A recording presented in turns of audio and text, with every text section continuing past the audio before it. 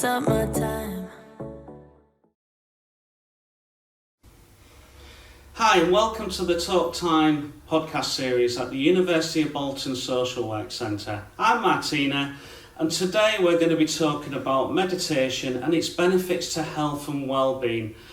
I'm really pleased to have our special guest here today, Laura, who's taken time out of her busy schedule to come and talk a little bit more about meditation. So welcome, Laura. Thank you.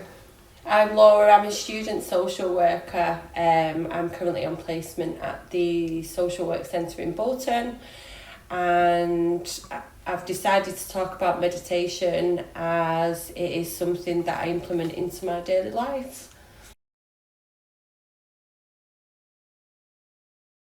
So could you tell us a little bit more about what meditation is? So meditation is a form of relaxation. There's different types of meditation, and it is a way of kind of calming the brain and a form of relaxation. There are different types of meditation. There's mindfulness, which involves focusing on the present moment. There is transcendental, that can be kind of mantra based, and that's kind of a mantra that's repeated. It can be out loud, it can be in your head, and that's another way of being able to just silently calm your mind. There's also Zen meditation, and that is a sitting meditation where you focus on your breath, and again that's another way of kind of calming your brain, but because you're focusing on your breath, you're not focusing on other aspects of daily life or other stresses, and it's just another way of calming your brain.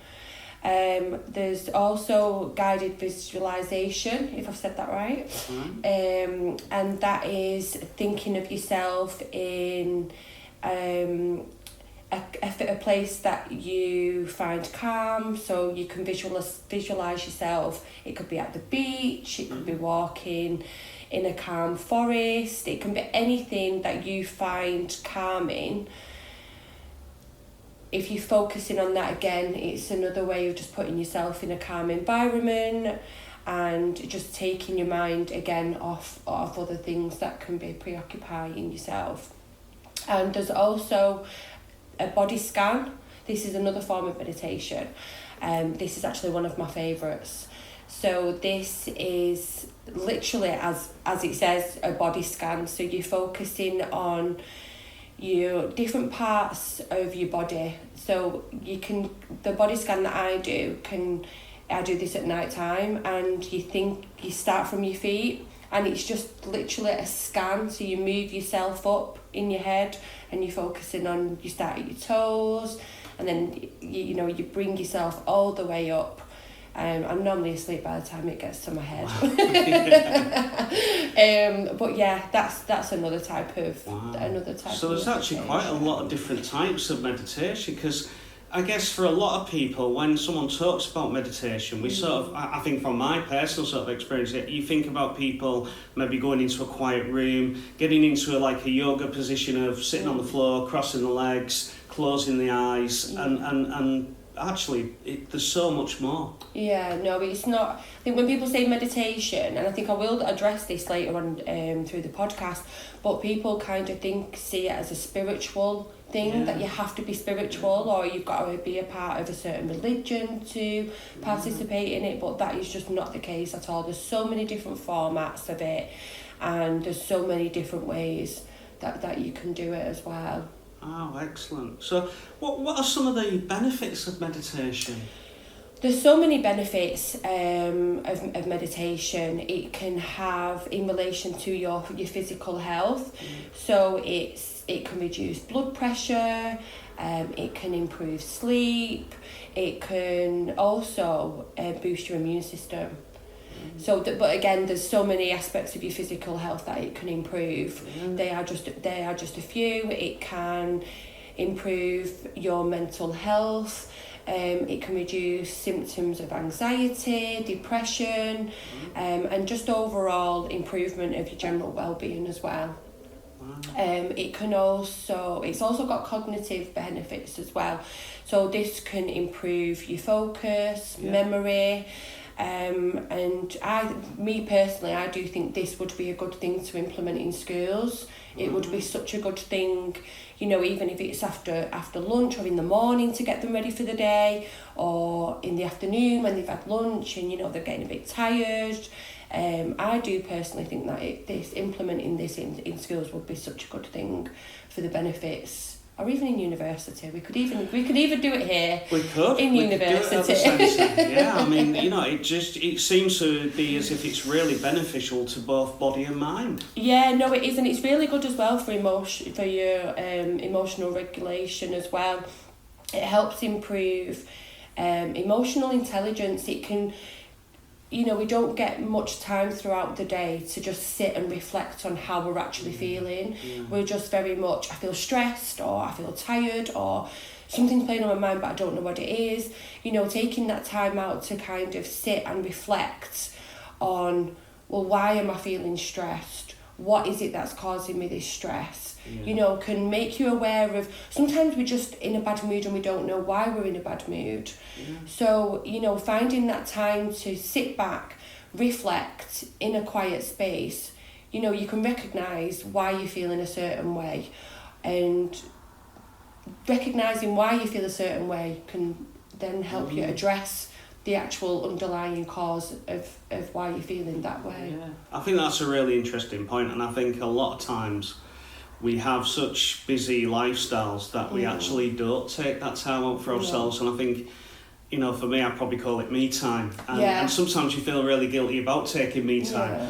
But it's so beneficial for yourself to do that. And I think certainly, in the profession you're in and myself, it's a very stressful situation at times. And I think we often don't think about giving ourselves that time, that individual time to actually, think about our mind and body and relax. And I think that's so important. And I think it's already, beneficial to me to hear some of the things you've said today, that actually it's opened my eyes about meditation, that there's actually so much more to it. And actually it is important for us to think about our health and well-being. So I think that's a really important point. Yeah, I can literally do it in work. If, we deal with stressful cases, we deal with stressful situations, and, sometimes I can just close my eyes at my desk. So if you think I'm asleep, I'm not.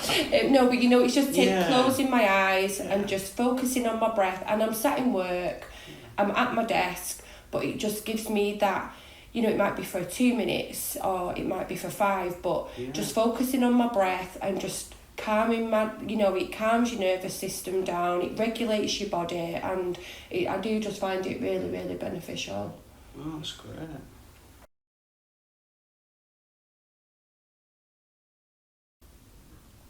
So Laura, is there any sort of common misconceptions around meditation? Yeah, there very much is. Like you said at the beginning of the conversation, you had this conception that meditation was, legs crossed, straight back, in that position kind of thing. But although it does stem from religious beliefs, it's actually non-spiritual. So that can be a concept. People think that they have to practice or follow a certain spiritual belief or a particular religion, but no, anybody at all can do meditation.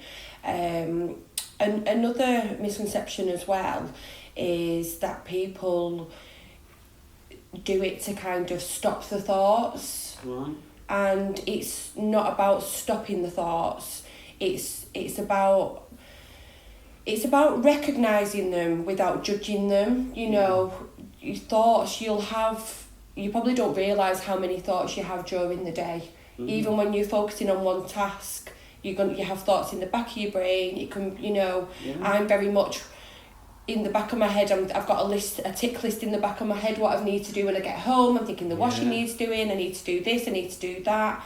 It's you'll never stop your thoughts. Right. You can never stop your thoughts. It's about learning to just observe them, acknowledge them, but just kind of not pay attention to them. Yeah. So a good way that I do it is, you know, and again, I think we'll move on to this as well, is the difficulties in when you're doing meditation, it's normal for thoughts to come into your head. Right. That is normal. Meditation is not a way of erasing all the thoughts from your brain. Yeah. That is not going to happen.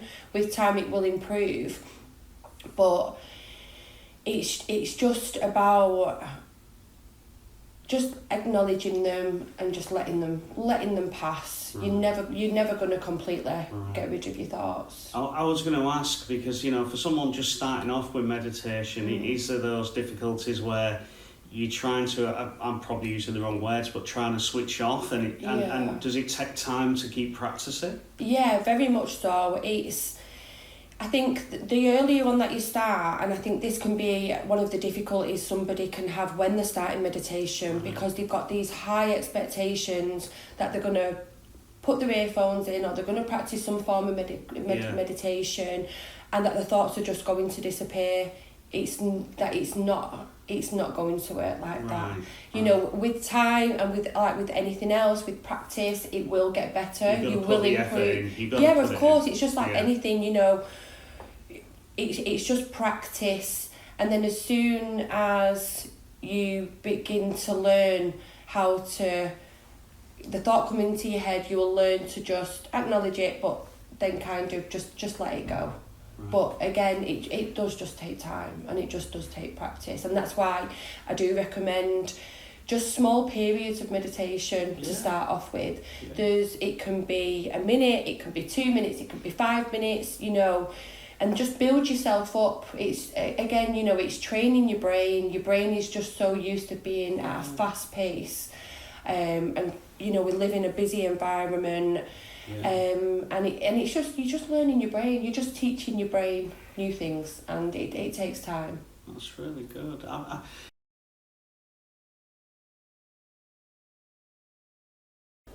So are there any tools and aids to sort of help with meditation? Yeah, there's so many. There's apps on our smartphones, we have them on smart watches. I think there's apps such as Headspace. And also Calm. Yeah, the sleep one. I've seen those. Yeah, they've got it on there, but it's not just for sleep as well. They've got it for stress or for anxiety. They've got so many videos on YouTube as well. If you just type in meditation for, and you can put in if it's for sleep, you can put it in for stress, or to improve your mood, to improve your concentration. There's such a vast amount of videos on YouTube. That is the main one that I use if I've got a piece of work that needs to be in, or you know, my concentration is not the best. I will type in YouTube for concentration, or not YouTube for concentration, meditation for concentration. You know, and it can just be a 5-minute video, I don't know how they do it, but you know, it just really, really works. It really, really does. I find it so beneficial. That's really good. I guess as well, is there any other sort of difficulties in meditation for people, or things they might come across?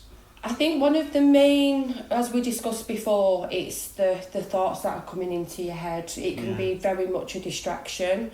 You know, you're trying to calm yourself down, you've got your eyes closed, you know, and you've just got thoughts of wash loads that you need to do, or deadlines that you need to meet, or you know, it's just normal for them thoughts to come into your head. So that can be a big distraction. But like I said before, if you just kind of acknowledge it, and I just imagine in my head the thought just flying out. Right. You know, and that might not work for everybody. You know, it's just about finding something that works for you. Everybody's different. Everyone's unique. What might work for me might not work for somebody else. You know, it's finding what works for you. And then I find that just acknowledging the thought and then just letting it fly off, and then I bring myself back to it. And the more that I've done meditation, the easier that it's become. It's like my brain's automatically realised now when I'm having that time to meditate, just to kind of acknowledge it, and before I've even thought about it and acknowledged it, it's gone. So, you know, like I said, it just takes time and it just takes practice. It's that practice, isn't it? Yeah. Keep that practice and giving yourself that time and keeping to prioritising that time for yourself. No, it really is beneficial, but like I said, it does just take time. But another thing as well, you know, that you having a restless mind can do it. But I think a big one is probably external noises. You need to find a quiet space. You need to, you know, when you're in that moment and you're meditating, you know, external noise just kind of brings you back to reality when you need to be in that present moment through the meditation.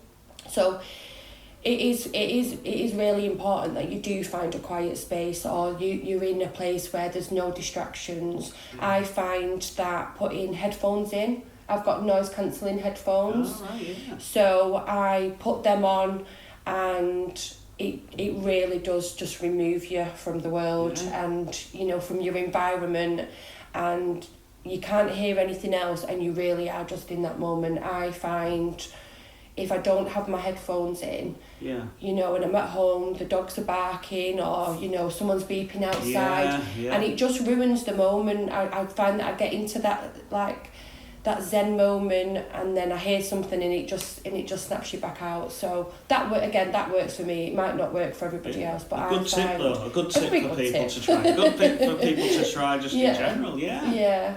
Excellent. It is really beneficial. But another one as well is making sure that you're comfortable. You need to be in a comfortable position. As we discussed before, you know, some people, you know, they're in the, do we call it a Zen position? But, you know, they've got the legs crossed and they've got the straight back. I personally like to lie down and do it. I just find that I can fully relax, and I'm not having to focus on my posture or the position that I'm in. So again, that works for me. It might not work for everybody, but I do find that just being really comfortable, you know, I have my eye mask on. Again, I can't see anything. I've got my earphones in, I can't hear anything. I've got my comfortable blanket. You know, I'm just content in my environment. I'm really, really comfortable. And that then gives me the opportunity to focus on the meditation rather than focusing on what position I'm in and, you know, am I moving out of the position? But so it's really important to make sure that you're comfortable. But again, you know, people suffer with pain, you know, some people are not comfortable in day-to-day life no matter what position they're in. And although there is meditation out there that can help with pain and, you know, it helps to ease pain, I just recommend just getting into the most comfortable position that you can get in. That's really helpful, and some good tips there for people as well.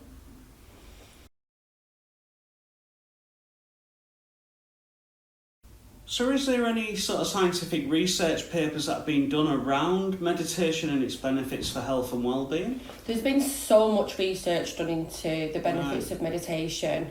Studies have shown that it helps with your mental health. There's been studies that have shown that it's actually been as effective as medication. There's been neurological studies about the impact that it has on your brain.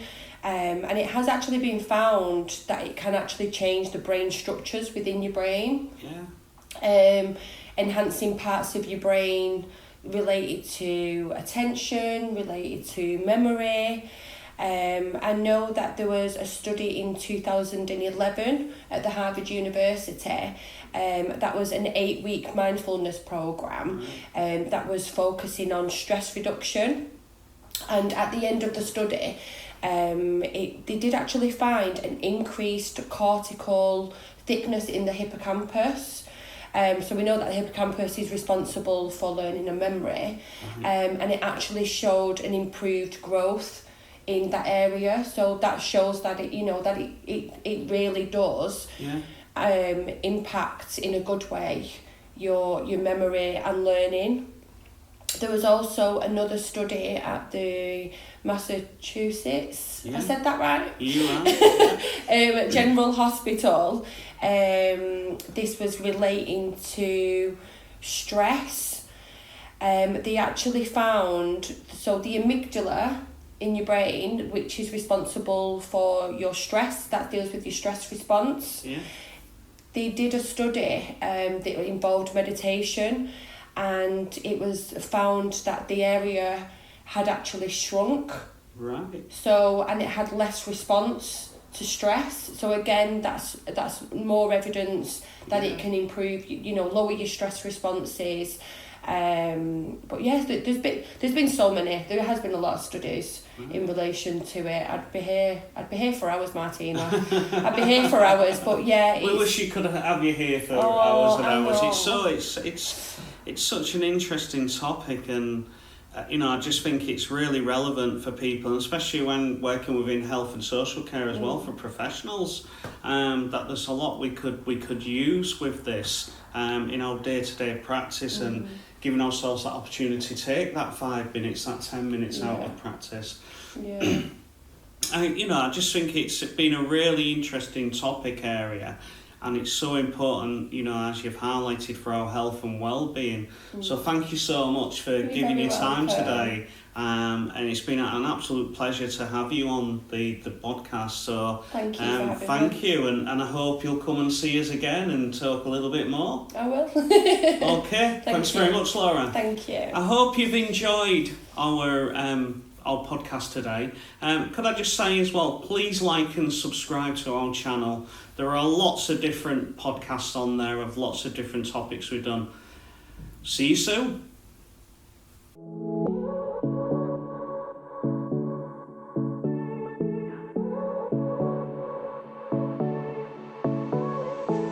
I won't make it easy for you now. You got 2 minutes of my